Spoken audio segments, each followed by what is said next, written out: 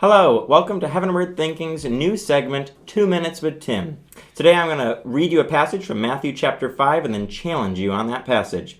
So in Matthew chapter 5, starting in verse 13, "You are the salt of the earth, but if the salt loses its saltiness, how can it be made salty again? It is no longer good for anything except to be thrown out and trampled underfoot.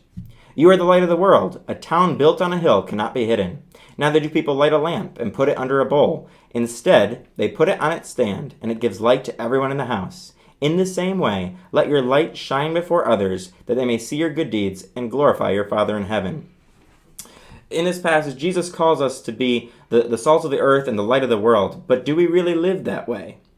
Are we living as the light of the world, or are we trying to blend in with the darkness of the world?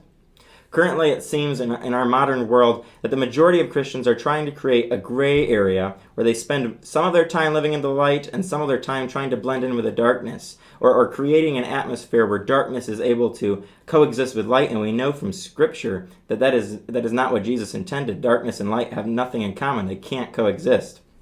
So as we think about this passage this week, are we really standing out as Christians, or are we blending in with all the rest of the world? And Jesus challenges us to be different. He calls us to live for Him and to live in such a way that when others see us, they don't just see us, but they look to God, and God gets the glory ultimately. So my challenge this week is to be the light of the world. Stand out from the crowd and make a stand for Jesus. Are you willing to stand out from the darkness and be a light, or will you just blend in with the darkness? That's my challenge for you guys this week. Join us next week for another 2 Minutes with Tim on Tuesday.